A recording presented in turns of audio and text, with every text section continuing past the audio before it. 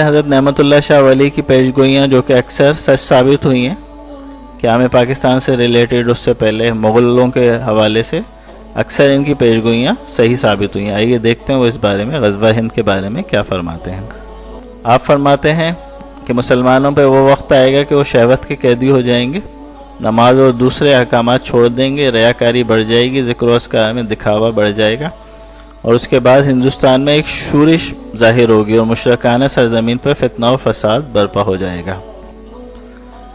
اس خدشار کے وقت بت پرست کلمہ گو مسلمانوں پہ ہندوانہ قہر و غضب کے ذریعے جابر ہوں گے۔